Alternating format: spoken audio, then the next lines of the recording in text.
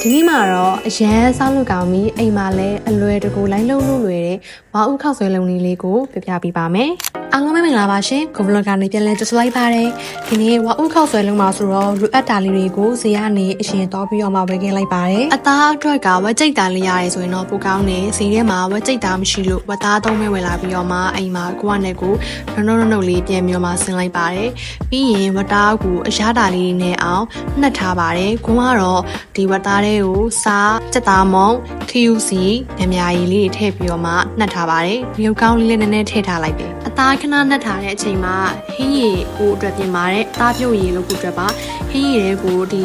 နှက်ထားတဲ့အသားတွေကပဲနည်းနည်းပြင်ပြီးတော့မှထည့်ပြီးတော့တဲထားလိုက်တယ်ပေါ့နော်။ကျွတ်တွန့်ဖြူရည်ကျွတ်တွန့်မိတ်အမြင့်ရည်ကိုညီနဲ့ပြောက်အောင်လို့တစ်ခါလေးထည့်ပြုတ်လိုက်တယ်ပေါ့နော်။အဲ့ဒါမထည့်ရင်လည်းရပါတယ်။ဟင်းရည်အရတာတော့ကိုတော့စားနဲ့စက်သားမုံလေးနဲ့ပဲထည့်ပြီးတော့ထည့်လိုက်ပါတယ်။အမြုပ်လေးတွေတက်လာလို့အမြုပ်တွေကိုလည်းခတ်ထုတ်ပေးလိုက်ပါတယ်။ပြီးရင်တော့အသားစကြော်ပါမယ်။ဂုံးကဒီမှာစီထည့်ရနည်းနည်းများသွားတာပေါ့နော်။အသားကနေပြီးတော့မှစီပြန်ထွက်အောင်ပါဆိုတော့စီက short ထည့်ရင်ရပါတယ်။အများကြီးထည့်စရာမလိုပါဘူး။ပြီးရင်တော့ကျွတ်သွန်ဖြူစီတက်ပါမယ်။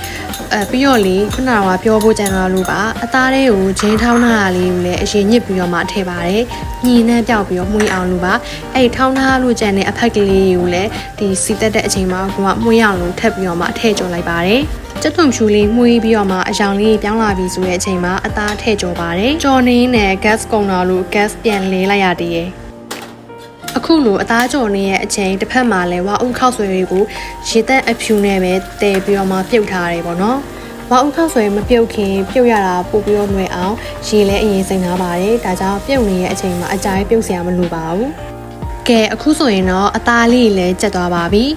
တစ်ချိန်တည်းမှာပဲဝါဥခောက်ဆွဲပြုတ်ထားတာလေးလည်းကျက်သွားလို့ရေစစ်လိုက်ပါတယ်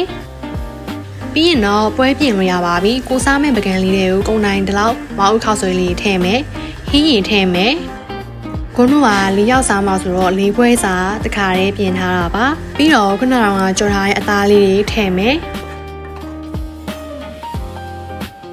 တော့ပင်လေးတွေထည့်မယ်ပေါ့နော်။ကိုကဒီမှာကျွတ်တုံမိတ်ပြင်ထားရတယ်။မြေပဲဆန်ပြင်ထားရတယ်။မြေပဲထောင်းလေးထည့်တယ်။ပြီးတော့ပဲငပိထည့်ပါမယ်။ပဲငပိကကိုကဒီတစ်စိမ့်လေးသုံးပြီးတော့ထည့်ထားပါတယ်။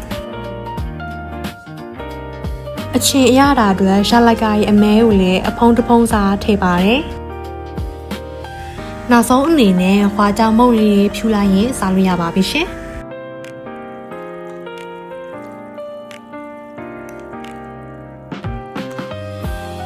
ရင်းကြည့်လိုက်တော့နည်းနည်းလေးပေါ့နေရနဲ့မြင်းပြန်နဲ့ပဲငှက်မြားရည်လေးထပ်ပြီးတော့ထည့်လိုက်ပါတယ်။ဒီနည်းလေးကတော့ကိုကအိမ်မှာအမြဲလှူစားဖြစ်တဲ့ဝါဥခောက်ဆွဲလုံးလေးပဲဖြစ်ပါတယ်ရှင်။အရင်စားလို့ကောင်းပါတယ်။လိုက်ပြီးတော့လှူစားကြည့်ကြဖို့ကိုက recommend ပေးပါတယ်ရှင်။အဆောင်မြင့်ကြည့်မိကြတဲ့အတွက်လည်းအားလုံးကိုကျေးဇူးအများကြီးတင်ပါတယ်။နောက် vlog ဒီမှာပြန်တွေ့ကြမယ်နော်။အားလုံးပဲ bye